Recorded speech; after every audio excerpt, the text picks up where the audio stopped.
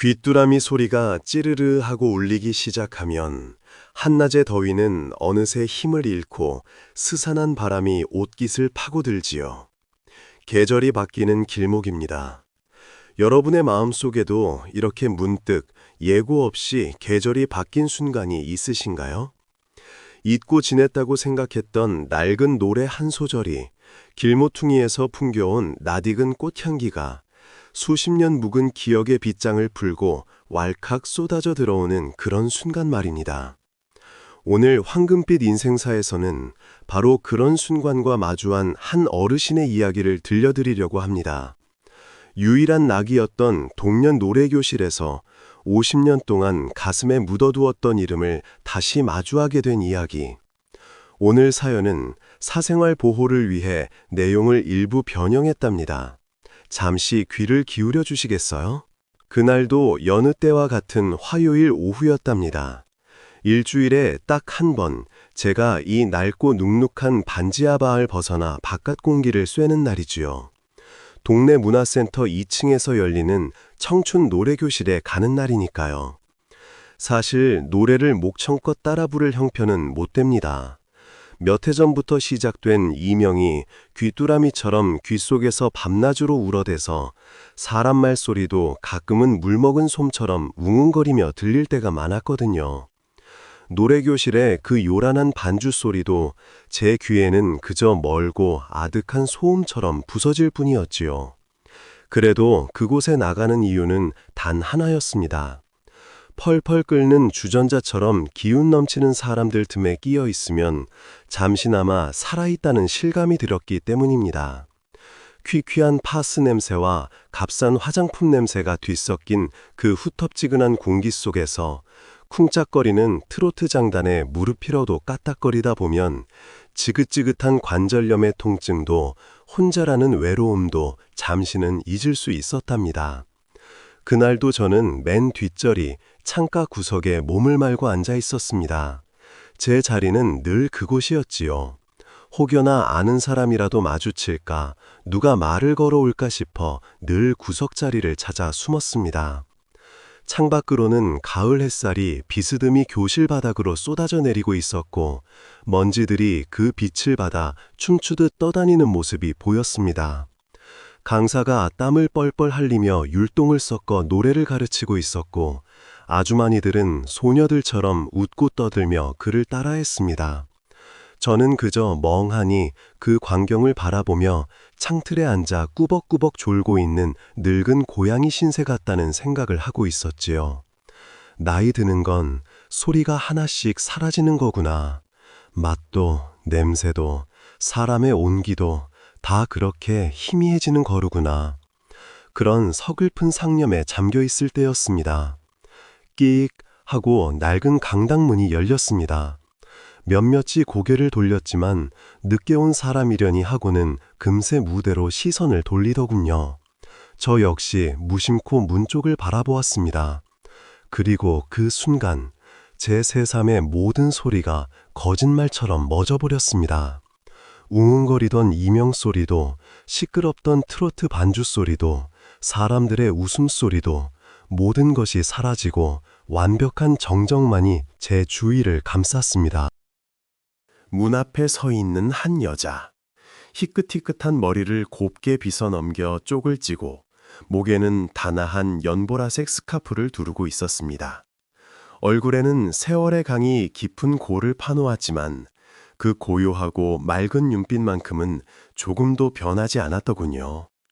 어제 보고 오늘 다시 만난 사람처럼 제 기억 속 모습 그대로였습니다. 오, 미, 경. 입안에서 그 이름 석자가 소리 없이 굴렀습니다. 심장이 발밑으로 쿵 하고 아찔하게 떨어져 내리는 것 같았습니다. 50년입니다. 잊었다고 이제는 다 타버리고 잿더미만 남았다고 스스로를 수없이 속여온 세월이었습니다. 그런데 그녀의 얼굴 하나에 온몸에 피가 역류하고 숨이 턱 막혀오는 것을 어쩔 수가 없었습니다. 그녀 역시 저를 발견한 모양이었습니다. 저와 눈이 마주치자 동그랗게 뜨이는 눈, 잠시 멈칫하며 굳어거린 걸음, 시끄러운 노래교실 안, 저와 그녀 사이에는 그 누구도 깨뜨릴 수 없는 숨막히는 정적만이 흘렀습니다. 그녀의 옷차림은 누가 보아도 곱게 어려움 없이 살아온 티가 역력했습니다. 좋은 원단으로 만든 듯한 베이지색 블라우스는 부드러운 윤기가 흘렀고 손에 든 가죽 가방도 제법 감나가 보였습니다. 그에 비해 제 모습은 어떻습니까? 시장 좌판에서 10,000원을 주고 산 낡은 남색 점퍼에 몇 번이나 빨아 색이 바랜 면바지 차림, 찌끈거리는 관절염 탓에 구부정해진 어깨가 오늘따라 유난히 창피하고 부끄러웠습니다. 하나뿐인 의사 아들에게 짐이 되지 않으려고 굳은 일 마다 않고 악착같이 버텨온 삶인데 그녀 앞에서는 그저 초라하고 보잘것없는 늙은이일 뿐이었습니다. 여긴 어쩐 일로? 목구멍까지 차오른 질문은 끝내 소리가 되지 못했습니다. 저는 차마 그녀의 얼굴을 더는 마주볼 자신이 없어 황급히 고개를 돌려 창밖으로 시선을 던져버렸습니다. 모르는 사람인 척, 그저 스쳐가는 수많은 행인 중 하나인 척. 심장이 미친 듯이 쿵쿵거렸고 식은땀이 등줄기를 타고 흘러내렸습니다. 그녀가 제게 다가와 말을 걸면 어떡하나, 사람들이 우리를 쳐다보면 어떡하나, 온갖 두려운 생각들이 머릿속을 헤집어 놓았습니다. 어떻게 집으로 돌아왔는지 기억이 나질 않습니다. 노래교실이 끝나고 사람들이 썰물처럼 빠져나갈 때까지 저는 구석자리에서 시멘트처럼 굳은 채 앉아 있었습니다. 시간이 얼마나 흘렀을까요? 강당에 불이 꺼지고 텅 빈 의자들만이 어둠 속에 그림자처럼 남아있을 때 저는 비로소 자리에서 일어났습니다. 다행인지 불행인지 미경은 제게 더는 말을 걸어오지 않았습니다. 그저 저만치 떨어진 것에서 슬픔인지 연민인지 혹은 그저 낯선 이를 향한 호기심인지 모를 눈빛으로 저를 바라볼 뿐이었지요.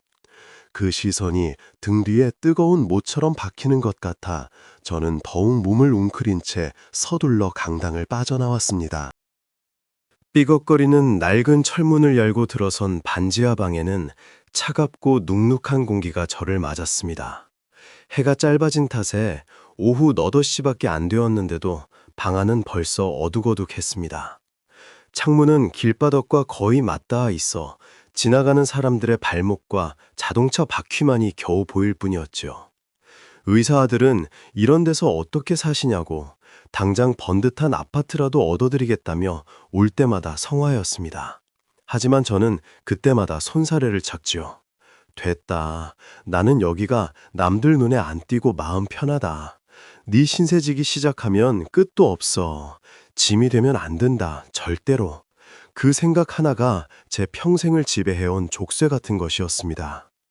저녁밥을 차릴 생각도 잊은 채 저는 방 한 구석에 놓인 낡은 자개장으로 향했습니다. 어머니가 시집 올 때 해오셨다는 이제는 군데군데 칠이 벗겨지고 자개가 떨어져 나간 낡은 가구였지요. 끽 소리를 내며 맨 아래 서랍을 열자 존명님새와 함께 뽀얀 먼지가 훅 피어올랐습니다. 그 안쪽 깊숙한 곳, 빛바랜 꽃무늬가 새겨진 달코 다른 손수건에 쌓인 무언가를 조심스럽게 꺼내들었습니다. 손때가 묻어 반질반질해진 작은 나무 상자였습니다. 떨리는 손으로 뚜껑을 열자 세월의 덮개를 고스란히 입은 은색 하모니카가 모습을 드러냈습니다. 군데군데 녹이 슬고 몸체에는 희미한 흠집이 가득했지만 제 눈에는 세상 그 어떤 보석보다도 빈사 보였습니다.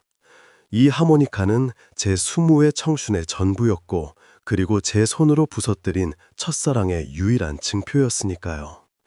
떨리는 손으로 하모니카를 입에 가져다 대보았습니다. 숨을 깊게 들이마셨다가 천천히 불어넣었습니다.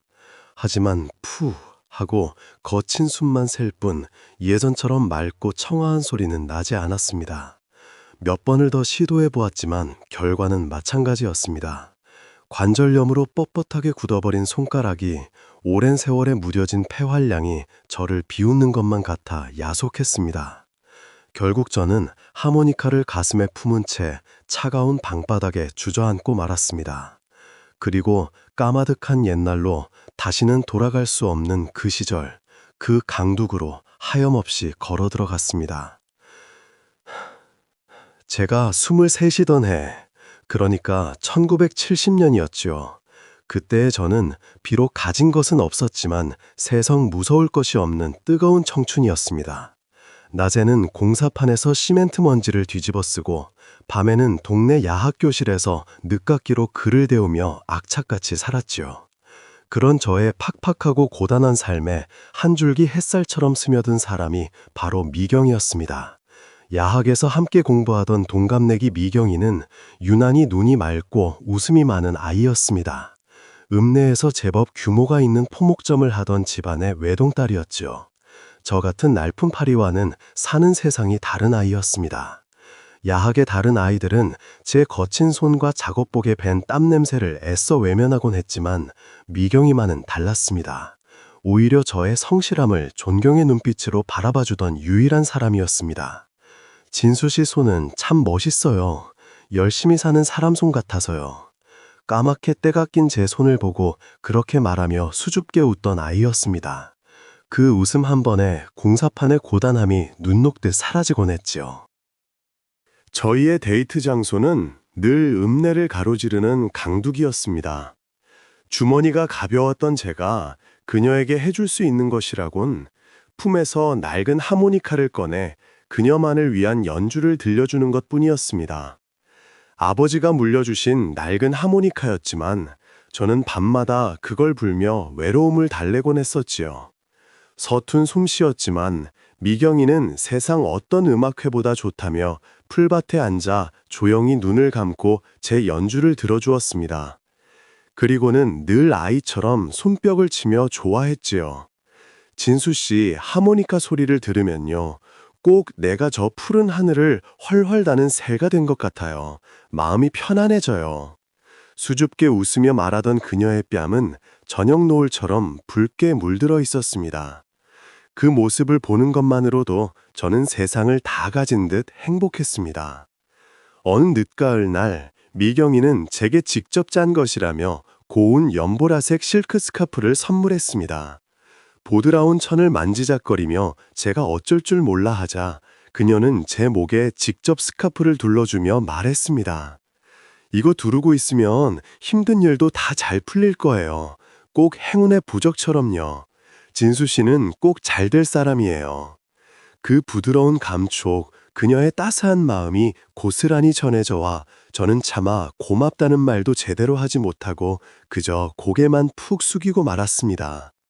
그 스카프를 목에 두르고 하모니카를 불던 날 저는 다짐했습니다. 언젠가 반드시 이 여자를 행복하게 해주리라.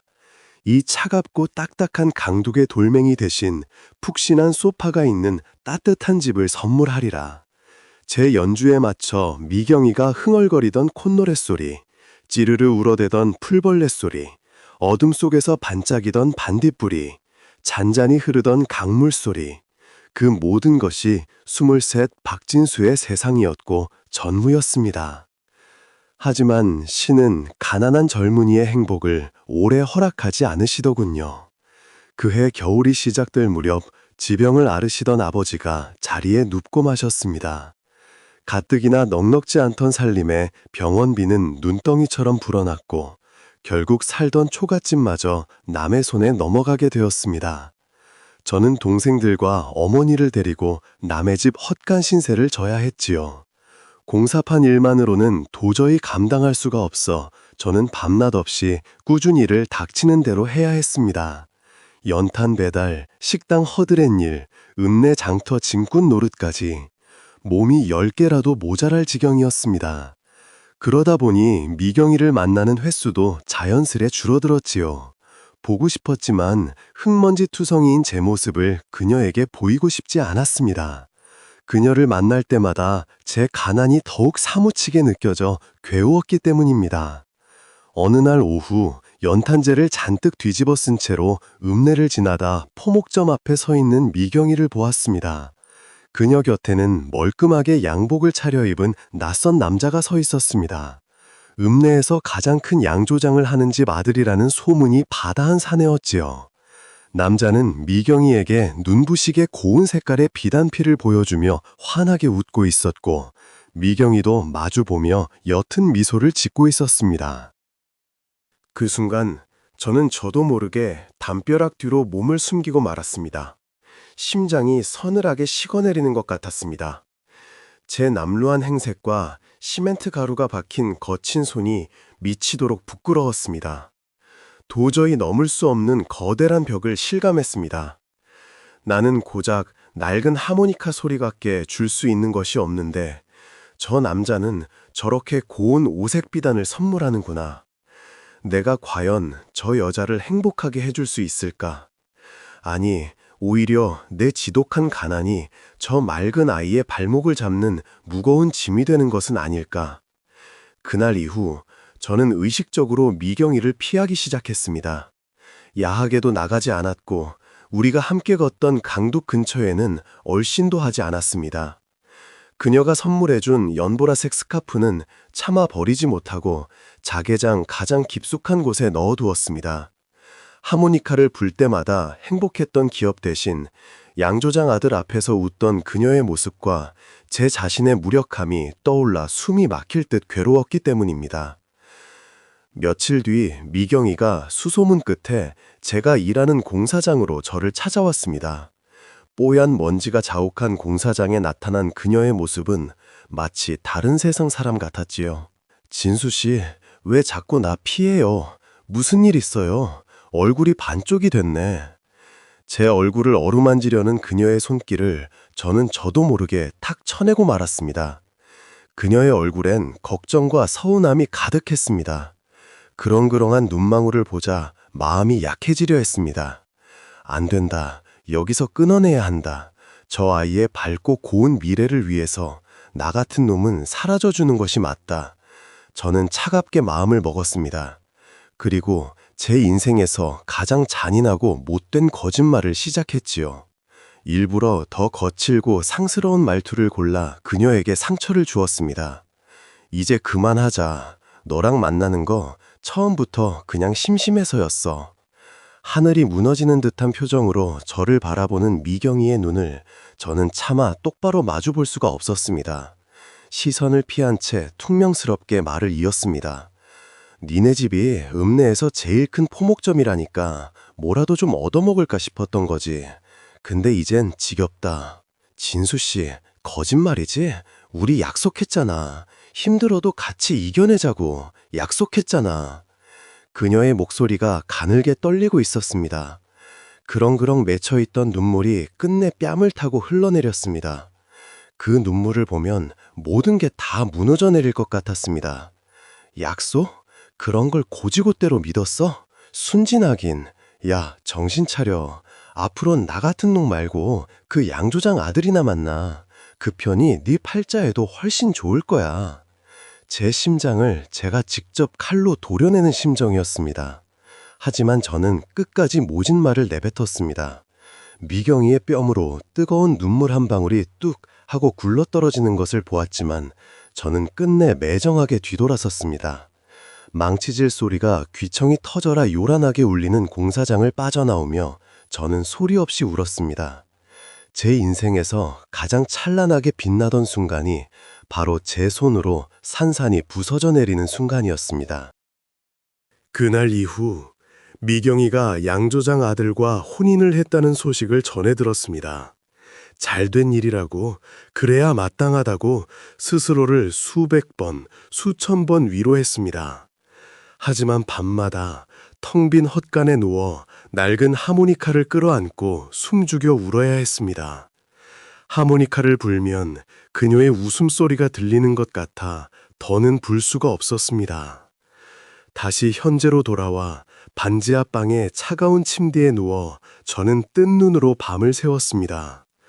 50년 전 그날의 기억이 마치 어제 일처럼 생생하게 되살아나 녹슨 칼날처럼 가슴을 후벼 팠습니다. 미경이를 떠나보낸 후 제 삶은 그야말로 잿빛의 연속이었습니다. 닥치는 대로 일해서 동생들을 공부시키고 시집 장가를 보냈습니다. 정작 제 자신의 삶은 단 한 번도 제대로 돌보지 못했지요. 뒤늦게 중매로 선을 봐서 결혼도 했지만 아이 하나 낳고 정을 붙일 새도 없이 아내는 지병으로 일찍 세상을 떠나고 말았습니다. 하나 있는 아들은 제 어미를 닮아 똑똑하고 착해서 다행히 번듯한 의사로 잘 자라주었습니다. 제 인생의 유일한 자랑거리였지요. 하지만 그 자랑스러운 아들에게 짐이 되기 싫어 저는 늘 괜찮다, 걱정 말라는 말만 되풀이했습니다. 지독한 관절염이 망치로 내려치듯 무릎과 손가락을 쑤셔 밤잠을 설칠 때도, 웅웅거리는 이명이 세상의 소리를 하나씩 앗아갈 때도 저는 누구에게도 아픈 내색을 하지 않았습니다. 그저 묵묵히 혼자 사귀고 견딜 뿐이었지요. 아들에게 전화가 오면 일부러 더 힘찬 목소리로 아무 걱정 없다, 나는 잘 지낸다 하고 거짓말을 했습니다. 노래교실은 그런 제게 유일한 숨구멍과도 같은 곳이었습니다. 비록 목청껏 노래를 부르지는 못해도 시끌벅적한 사람들 사이에 섞여 쿵짝거리는 음악을 듣고 있으면 잠시나마 저를 짓누르는 외로움과 통증을 잊을 수 있었으니까요. 그런데 이제 그곳마저 갈 수 없게 되었습니다. 미경이를 다시 마주할 자신이 없었습니다. 여전히 곱고 행복해 보이는 그녀의 얼굴과 한없이 초라하고 늙어버린 제 현실을 감당할 자신이 도저히 없었습니다. 그렇게 며칠을 앓는 사람처럼 누워 지냈습니다. 아들에게서 전화가 왔지만 감기 기운이 좀 있다며 둘러대고 서둘러 끊었습니다. 걱정이라도 하는 날에는 당장 병원으로 달려올 아이였으니까요. 밥맛도 없고 세상만사가 귀찮았습니다. 텔레비전을 켜도 소리가 제대로 들리지 않으니 재미가 없고, 창밖을 내다보아도 지나가는 사람들의 발목만 보이니 답답할 뿐이었습니다. 그러다 문득 이런 생각이 들더군요. 내가 왜 이렇게 숨어 지내야 하지? 내가 뭘 잘못했다고? 저는 그녀를 위해 최선을 다했을 뿐입니다. 비록 그 방법이 어리석고 잔인했을지라도 그건 가난한 젊은 놈이 할 수 있는 최선의 사랑 방식이었습니다. 그리고 궁금해졌습니다. 그녀는 왜 하필 이곳 노래교실에 나타난 걸까? 정말 나를 알아보긴 한 걸까? 만약 알아봤다면 왜 아무 말도 걸지 않은 걸까? 이대로 도망치듯 숨어버리면 어쩌면 평생을 후회 속에 살게 될 것만 같았습니다. 가슴에 박힌 이 응어리를 풀지 못하고 죽는 날까지 괴로워할지도 모릅니다. 저는 자리에서 벌떡 일어났습니다. 찌끈거리는 무릎을 부여잡고 몇 번 신음을 뱉었지만 마음은 오히려 단단해지는 것 같았습니다. 옷장 문을 열고 옷을 찾았습니다. 늘 입던 남색 점퍼 대신 몇 해 전 아들이 사준 한 번도 입지 않아 빳빳한 회색 재킷을 꺼내 입었습니다. 그리고 서랍에서 빗을 꺼내 거울 앞에 섰습니다. 거울 속에는 백발이 성성하고 얼굴 가득 검버섯이 핀 낯선 늙은이가 저를 바라보고 있었습니다. 여러 번 빗질을 해 헝클어진 머리도 단정하게 넘겼습니다. 찌끈거리는 무릎을 몇 번 주무르고 나서 저는 집을 나섰습니다. 다응 노래교실이 열리는 날이었습니다. 발걸음은 천근만근 무거웠지만 마음 한구석에서는 아주 작은 용기가 새싹처럼 돋아나고 있었습니다. 마지막으로 한 번만 그녀의 얼굴을 보고 싶었습니다. 그리고 물어보고 싶었습니다. 잘 지냈느냐고. 노래교실은 여전히 시끌벅적했습니다. 쿵짝거리는 반주 소리와 사람들의 웃음소리가 강당을 가득 메우고 있었지요. 저는 오늘도 맨 뒷자리 구석에 조용히 자리를 잡았습니다. 심장이 세차게 뛰었지만 애써 태연한 척 창밖을 바라보았습니다. 잠시 후 끼익 하는 소리와 함께 문이 열리고 그녀가 들어왔습니다. 오늘은 수수한 베이지색 블라우스 차림이었습니다. 그녀는 강당을 한번 둘러보더니 이내 저를 발견하고는 잠시 망설이는 듯 했습니다. 저는 저도 모르게 마른 침을 꿀꺽 삼켰습니다. 그녀가 제게로 다가오면 어떡하나? 모른 척 해야 하나? 무슨 말을 해야 하나? 머릿속이 하얗게 비어버리는 것 같았습니다. 그녀는 잠시 망설이더니 이내 제 옆자리, 하지만 의자 하나를 비워둔 그 옆자리에 조용히 와서 앉았습니다.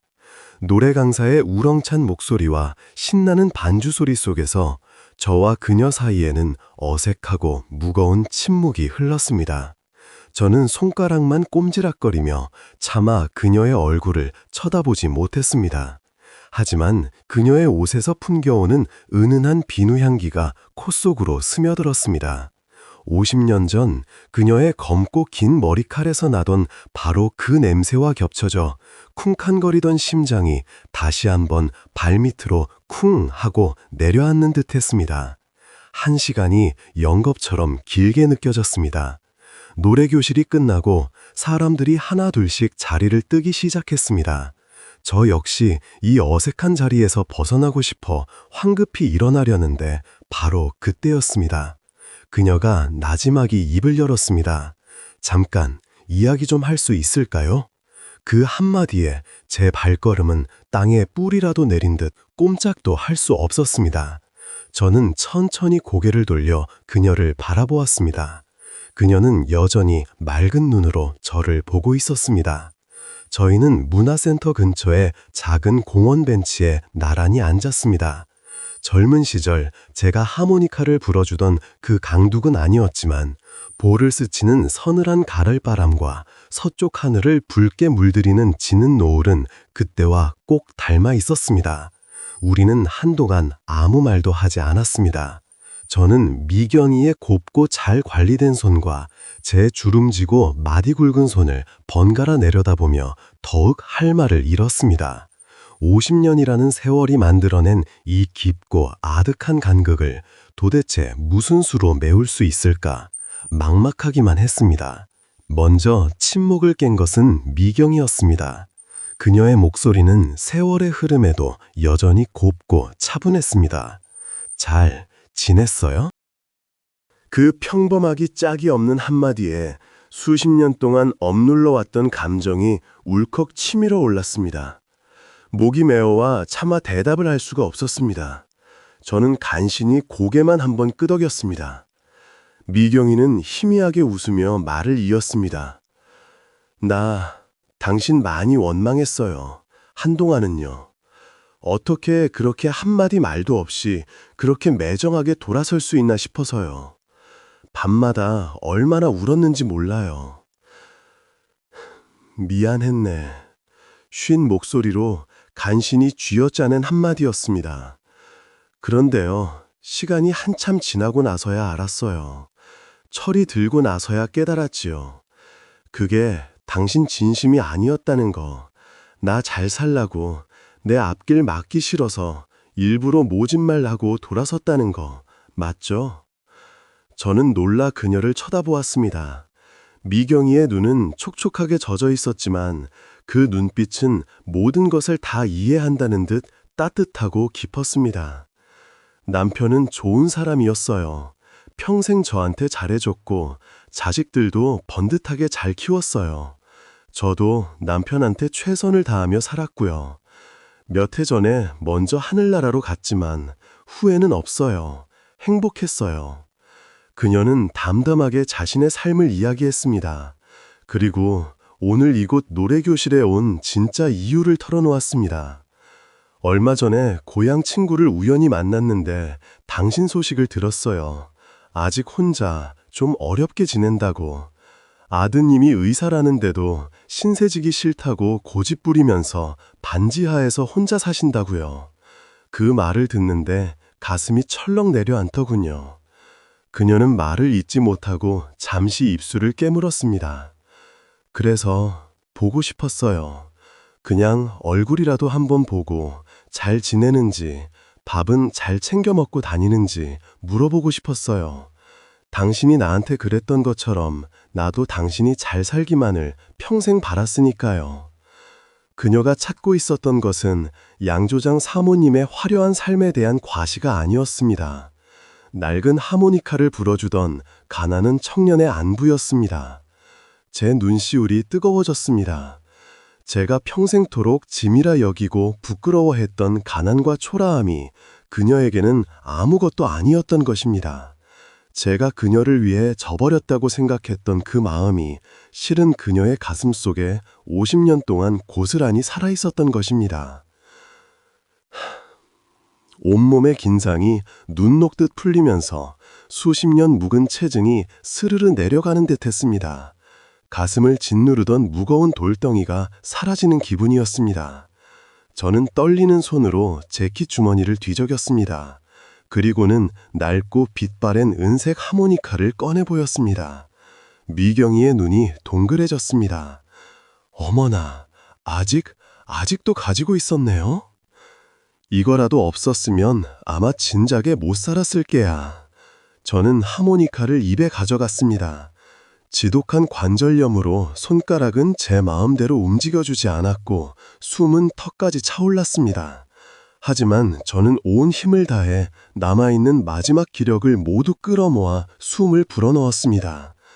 도, 미, 솔, 도. 서툴고 거칠고 음정마저 심하게 흔들리는 소리, 심지어 중간중간 바람 새는 소리까지 섞여 나왔습니다.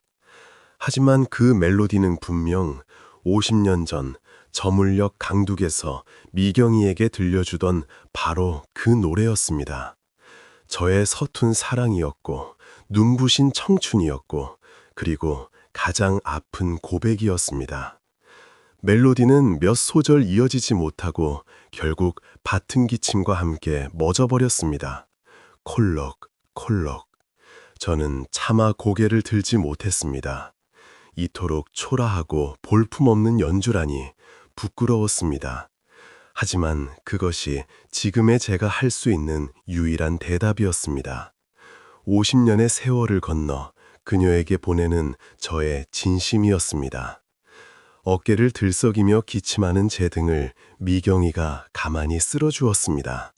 따뜻하고 부드러운 손길이었습니다. 괜찮아요, 괜찮아요, 진수씨. 다 알아요. 그 마음 다 알아요. 그녀의 목소리는 촉촉하게 젖어 있었습니다. 간신히 기침을 멈추고 고개를 들자 미경이의 뺨에도 눈물이 하염없이 흐르고 있었습니다. 그것은 슬픔의 눈물이 아니었습니다. 오랜 세월 서로의 가슴에 시퍼런 멍울처럼 박혀있던 오해와 아픔을 씻어내는 따뜻한 이해와 용서의 눈물이었습니다. 바보같이 왜 그렇게 평생을 혼자 다 짊어지고 살았어요. 내가 당신한테 짐이었던 적 단 한 번도 없었는데 같이 이겨냈으면 됐을 텐데. 미경이의 원망 섞인 말 속에는 그 누구보다 깊은 애정이 담겨 있었습니다. 그 말 한마디에 제 가슴 속에 마지막 둑이 무너져 내렸습니다. 저는 더 이상 아무 말도 할 수 없었습니다. 그저 고개를 끄덕이며 어린아이처럼 소리내어 눈물을 흘릴 뿐이었습니다. 부끄러움도 체면도 모두 잊었습니다. 50년 만에 저는 비로소 무겁고 외로웠던 제 삶을, 제 서툴렀던 사랑을 위로받고 있었습니다. 한참을 그렇게 울고 나니 오히려 마음이 깃털처럼 가벼워지고 편안해졌습니다. 저희는 더 이상 과거를 묻지도 미래를 약속하지도 않았습니다. 그럴 필요가 없었지요. 그저 나란히 벤치에 앉아 어느새 마지막 빛을 토해내고 있는 붉은 가을 하늘을 바라볼 뿐이었습니다. 공원에서 뛰노는 아이들의 웃음소리가 멀리서 들려왔고 선선한 바람에 실려온 국화 향기가 향긋하게 코끝을 스쳤습니다. 신기하게도 제 귀를 괴롭히던 웅웅거리는 이명소리도 어느새 잦아든 듯 했습니다. 저는 곁에 앉은 미경이의 온기를 느끼며 조용히 생각했습니다. 나는 혼자가 아니었구나. 내 지난 삶이 아주 헛되고 보잘것없는 것은 아니었구나. 오늘 이 오후 길고 외롭고 추웠던 제 인생에 마침내 따뜻한 햇살 한 줌이 스며들고 있었습니다. 어쩌면 내일 노래교실에 가면 그녀와 함께 나란히 앉아 노래를 따라 부를 수 있을지도 모릅니다. 서툴고 쉰 목소리일지라도 이제는 조금도 부끄럽지 않을 것 같았습니다. 제 손에 쥐어진 낡은 하모니카가 유난히 따뜻하게 느껴지는 그런 가을 오후였습니다. 어, 어. 네, 73 박진수 어르신의 사연이었습니다. 50년이라는 긴 세월을 뛰어넘어 낡은 하모니카의 멜로디가 두 분의 마음을 다시 이어주었네요. 때로는 가장 아픈 상처가 가장 깊은 이해의 문을 열어주기도 하는 것 같습니다. 비록 두 분의 남은 시간이 예전처럼 뜨겁지는 않더라도 서로의 존재를 확인하고 묵은 상처를 보듬어주는 것만으로도 충분히 따뜻하고 의미 있지 않을까요? 청취자 여러분의 마음속에도 오랜 세월이 흘러도 빛이 바래지 않는 소중한 멜로디가 있으신가요? 그 멜로디의 주인을 오늘은 한 번쯤 떠올려보는 저녁 되시길 바랍니다. 지금까지 황금빛 인생사였습니다.